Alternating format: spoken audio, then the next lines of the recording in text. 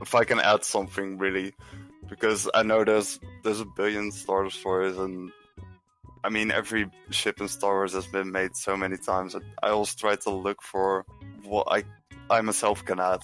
So for the Hammerhead, it was, for example, the interior. I haven't seen one with an interior at a UCS type scale. Lego, Lego, Lego, Lego.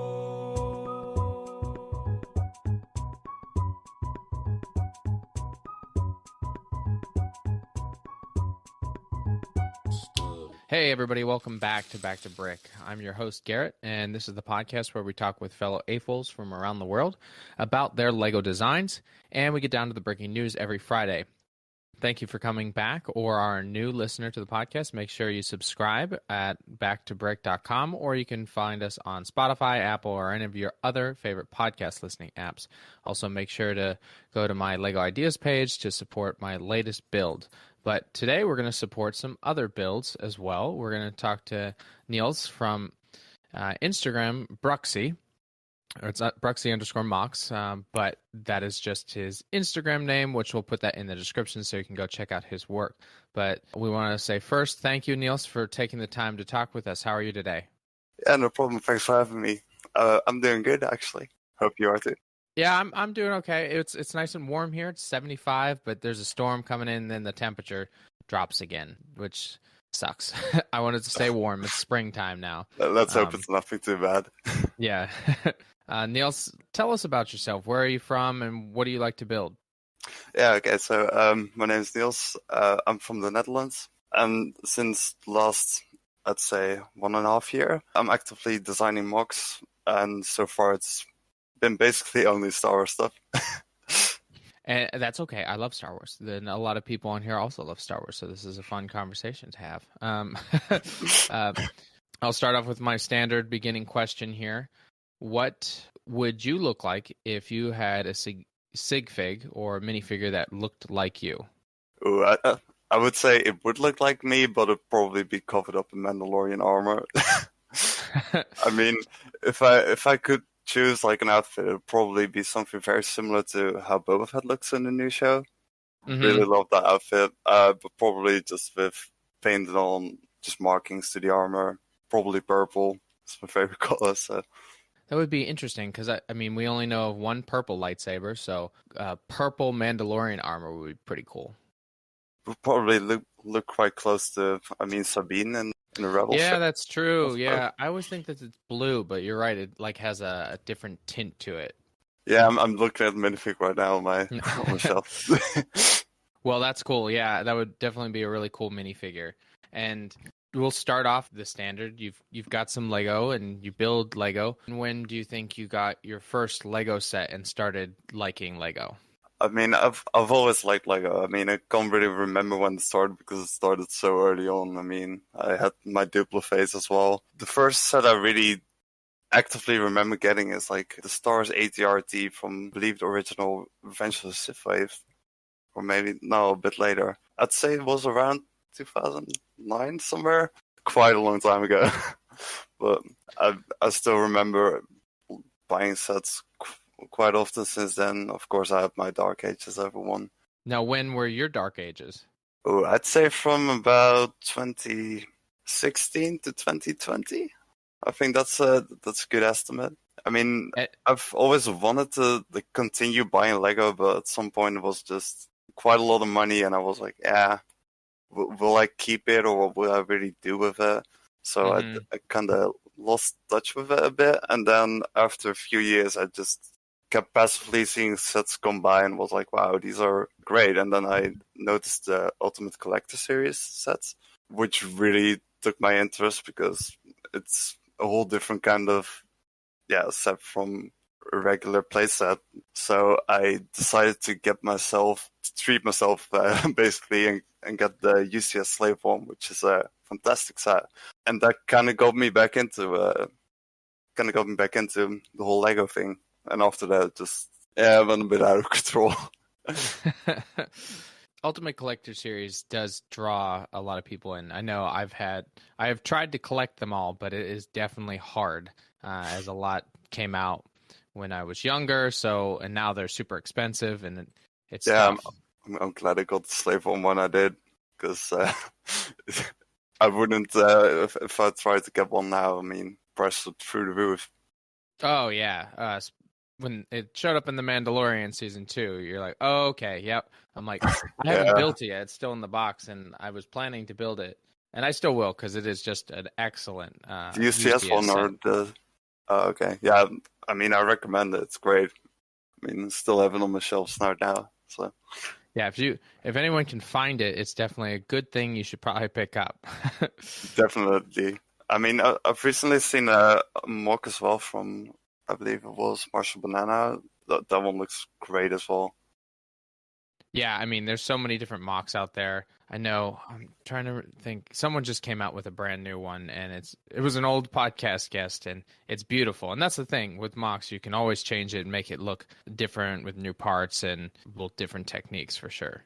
Yeah, exactly. I mean, I honestly didn't think the UCS one could be top, but I mean, since it came out, there's been so many new pieces and so many talented designers I've come across.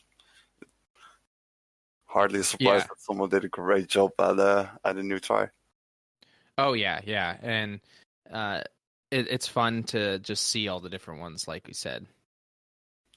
Yeah, definitely. It's always good to keep on looking at other people's work, just to get inspired. Still happens a lot. And now, how did you get hooked on Star Wars? Because all of your builds are Star Wars. Was that just because you enjoyed it as a kid, or just kind of became ingrained that you're a nerd and like Star Wars? Well, I'd say since I was a kid, because I always remember like looking forward to new Clone Wars episodes for the show, and I always got the sets. It's too bad I sold those off for back when I had my Dark Age. But yeah, I've always really liked the Star Wars Lego stuff, and when a few years ago I got back into the whole Lego thing, I was actually looking for a Sith Fury class Interceptor mock. I don't know if you're familiar with that ship. I don't think so. Is that from Rebels? It's from the Old Republic. Okay. No, I'm not familiar with that one. It's like an MMORPG, which I've sunk quite a lot of time into. But I was looking for a Sith Fury class, but I just couldn't find a good mock of it. I mean, I recently saw one, but I just decided to, hey, I know there's a digital program which allows me to design my own stuff. Let's just try and see what I myself can do. That way it kind of started off as, I'll just do this for myself and I'll see where if I can make one. That's always fun because you have the ability online to do that. And so do you primarily design your builds online? Yeah, basically only online. I mean, if I had the space or money to actually build everything I made, I'd love to do that, but unfortunately that's not the case. Yeah, and buying all the bricks and all that it's not cheap. Yeah, if only it was. Or maybe it's better if it's not. Don't have that much space anymore. Yeah, no, I do try to get the old design in real bricks in front of me. I don't know if you've seen it on my Instagram, but I recently built my own Star Destroyer, like a full interior and such. Yeah, I did see that. So is that the actual Star Destroyer Lego set, and then you just change the interior, or is this a whole build just from you? A whole build just from me, because originally I was intending to get like the big UCS one. Mm-hmm. But that one's, I believe, 120 centimeters long, which I couldn't not display on my desk. And I was looking at the Raskolnikov Star Destroyer with interior. Mm-hmm. But that one's still, I believe, 100 centimeters or something. So it was way too big for my desk as well to display it on there. So I just decided to make I just decided to make one myself, fit to be displayed on my desk. And this one came to about, I believe, 80 or 90 centimeters. just so I wouldn't knock it over accidentally. It's perfect fit. Yeah. And so I just started to add stuff from all the designers that I've seen starter stories from, to try to combine everything and add my own touches. Yeah, having sets that large or UCS scale, it's hard to find the space. I have the UCS Millennium Falcon, and it is in a coffee table because that was the only place I could put it. There's no shelf space. There's no table big enough. So you have to find the area. That's a good idea. I have one as well, but it's at my parents' place because I don't have space for it myself here. I should make it into a coffee table. That's actually an interesting idea. Yeah. I was going to build something, and I'm like, I've been saying that for years. I'm just going to go on Amazon and find one, and found just like a glass top one that's circular, and I'm like, yep, that'll do, and it fit underneath just perfectly. Isn't that a nightmare to clean, though? We don't talk about it. Well, there's my answer.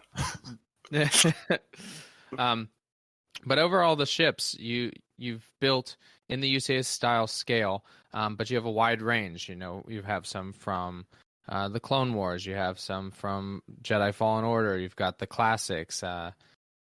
What makes you, or what guides you in which one you choose? A lot of things. It's basically me just being interested in design, and then start looking up other people's MOCs to see if I can do if I can add something really, because I know there's a billion starter stories, and I mean every ship in Star Wars has been made so many times that I always try to look for what I myself can add. So for the Hammerhead, it was, for example, the interior. I haven't seen one with an interior at a UCS type scale, so I tried to add that. Same goes for the starter story, but that was more because I just wanted to display one myself, which would fit my desk. So it's mainly that. I just really want to see what I can add to the existing MOCs that are already out there, that are already established. Mm-hmm. It is a challenge, to not compare yourself to those MOCs, because you want to do something that you feel is up to par, but not theirs. Yeah, exactly. So I always try to give my own spin on it, just so I can separate myself a bit. And I usually try to keep cost in mind as well, because I know how expensive MOCs can get. So I always try to at least just use new pieces and keep all the pieces at minimum, or rare pieces at minimum, just to kind of be nice to other people who want to build it as well. So they don't have to spend thousands to get one of my designs on their desk or shelf. Yeah, and what is, do you think, your largest build? I'm guessing it's the Star Destroyer. Oh, it's definitely a Star Destroyer. I mean, that's about 6,000 pieces, if I remember correctly. So dang, that's a lot. It's quite a lot, and I'd say my second biggest one would probably be the Hammerhead Corvette, I'd say. Yeah, the Hammerhead, that, all I know that from is Rogue One, but did it appear in anything else? I believe it has been in a lot of extended universe stuff and just comics and all, but I just saw it in Rogue One, thought it looked cool, and then decided to one day make one when I felt like I had the time for it. That's a difficult choice because it probably takes you a while. How long do you think some of these builds take you? It's really dependent, because the design process itself, like the digital model, I usually quite quick at that, but when it comes to instructions, I really like to procrastinate and just let my list of to-do things just pile up. So I'd say probably 2-3 weeks if I don't count breaks in between for procrastinating and just start working on other stuff. I'd say 3 weeks with a couple hours every day. Yeah, that's a good chunk of time. What Definitely. 2 times 7, 14 times 3 is a lot. I can't do fast math. My wife is the fast math. I can't do it. But then you do the instructions, and I'm guessing that takes quite a bit of time. And patience. Oh, it does. I mean, I'm starting to get better at it, or at least more effective with it. Because when I started off, I was just doing the digital model, and then after that, I was thinking of, okay, how do I turn this into instructions?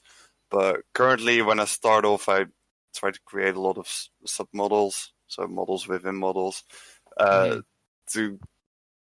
being able to get more effective with my instruction making process, and it's been working out quite well so far. Yeah, I'd say so. Yeah, and I was gonna say it takes. I mean, when I do instructions, it takes longer sometimes to do that than the actual build. Oh yeah, same here. Is there any that you've just kind of given up on, or you have designs that you're like, oh, I'll get to those instructions eventually, but have kind of just put it off? Oh wow, that's the start of story.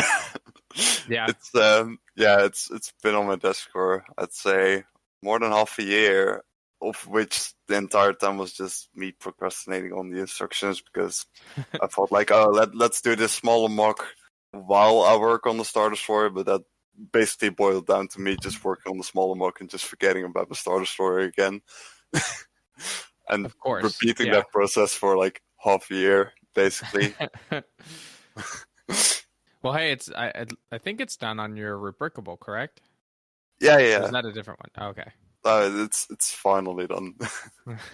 I'm glad to just put this behind me now, because it's been on my to-do list for forever. So I'm glad to finally clear up a bit of space and just get ready to work on new stuff. Yeah, and when you work on new stuff, how do you start? Is it a specific location on the ship you kind of work from, or do you just want to get the overall shape first and then kind of fit everything to that? What I usually do is I try to like basically do a digital sketch with just longer plates of what the floor plan would look like, and then I try to get that to a size which sounds reasonable to me. So it's basically a max of 80 centimeters in length. And then I just start to make the Technic frame, slowly add panels. If I think of interior sections, I try to do that as well, so I can see where I have to work around, which parts can't have too much Technic in there, because I want to put some interior section there. And then it slowly comes together in the end. It's a lot of trial and error. So how, do you go back quite often to adjust your models? And I guess not just make them structurally sound, but like say you create a wing you don't like, you'll go back and redo it. Yeah, definitely. I mean, I try to render a lot as well when I work on a model, to see what it would look like in a bit more realistic light than just the plain .io look. And after each render, I always change one or two small things, but that happens for every part of whatever I'm creating. So it's a continuous cycle of small changes, but nothing really gets unaltered from the start until the end. Everything just gets like a piece here or there, which just gets changes. Yeah, and then do you ever go back, like you've built it a year ago and then you want to do it again? Yeah, I did that for my Twilight, because I built a Twilight mock around, like, I believe it was a year ago, and then recently, a couple months ago, I just looked at it and I was like, I can do a better job. It doesn't look accurate at all. I mean, it uses obscure pieces because it was one of my earlier mocks, so I just didn't keep that in mind at all. Mm-hmm. And then I tried to make use of everything that I know now and that I like now about my own mocks and other people's mocks, and just try to make another version of it, which I think this one looks so much better than the old one. I'm quite proud of how that turned out. And I believe it's only a year apart, that mock, but it's so different. Well, yeah, over time you just continue to improve, and then you realize, oh, well, now I've learned this technique. I'll go back and change it. and try to adapt exactly. it in a better way.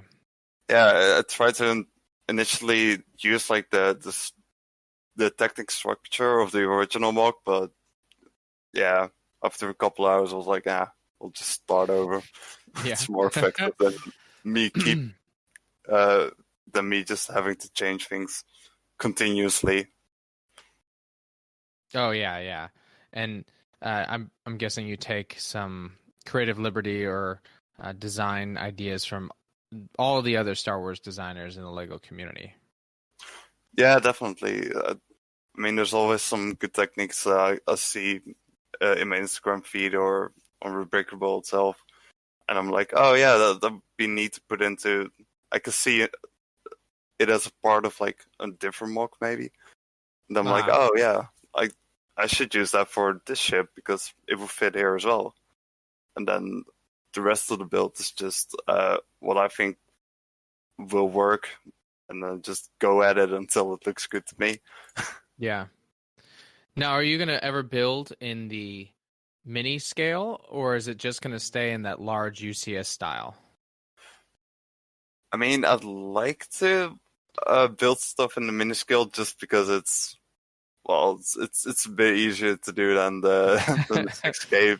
Just a bit, yeah. Well, instructions, not the build itself, because for me, micro builds are like way more challenging because you're a lot more limited by pieces and shapes that exist.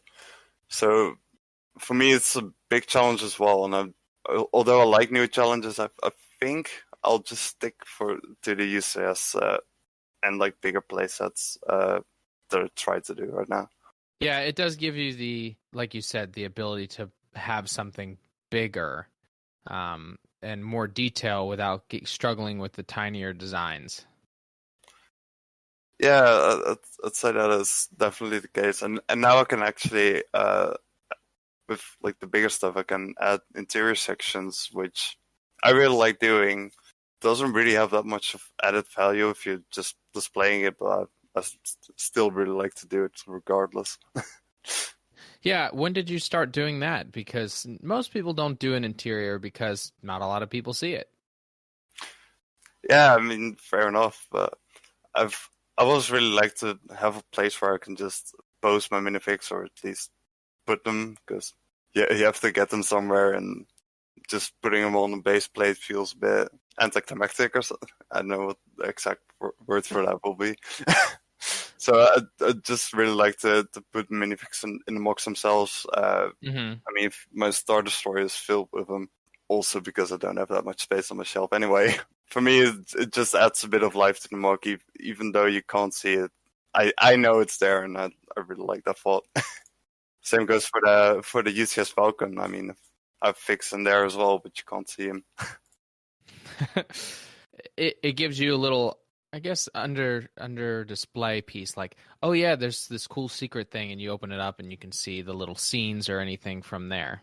Yeah, and you can just show different people who look at them all and like, oh yeah, that looks cool. And then you're like, oh yeah, wait until you see this part. Yeah, just wait till you see this part. Yeah. Yeah, and then I spend like 10 minutes dismantling the MOC to show the interior.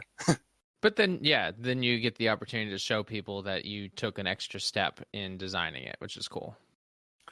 Yeah, and again, even though you can't see it all of the time, I still think it adds something, or at least to me it does.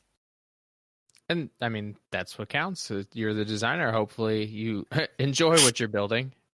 Yeah, I luckily do. And do you have any projects that you're excited to work on here in the future? Well, yeah, my biggest one was, of course, the Star Destroyer, but I can finally put that behind me now. I've recently started work on a Death Star MOC, which I was originally looking at the Globe set, which recently released. I don't know if you've seen that one. Yeah, and a lot of people have been trying to have made the Death Star from that. Yeah, so I was looking at that, but I just couldn't make it work with that existing globe blueprint, basically, because the globe set uses dark blue, and it has quite a lot of gaps in it, but the dark blue really hides that well because it's a dark color. But if you make it light gray, you can really see the splits between the panels, and to me that just breaks it a bit. So I just started from the ground up and tried to get a Technicore going myself, which is mostly based on the UCS Death Star from like ages ago. Yeah. And the panels were just completely, my own creation, because the older Death Star uses a technique which also shows a lot of gaps, which I really try to avoid. But it's still quite a challenge. Yeah, gaps are hard to cover, especially when it comes to a round form like that. And I mean, even the globe has troubles with that. Yeah, exactly. And then the added difficulty is that I really like the second Death Star, just because it's way more visually appealing to me, at least, with the open sides and just the under construction look of it all. Mm-hmm. But that also brings in a lot of greebling that has to be done, that has to look good. Yeah, a little bit of greebling, because you have to take out like a whole or like a quarter of the section, or it's almost half. No, it's a quarter. It's like half, get that basically. Yeah, it's not small. No, it definitely isn't. I mean, I really underestimated that part, because I just know the front facing shot from, which is basically the only thing they show in the movies.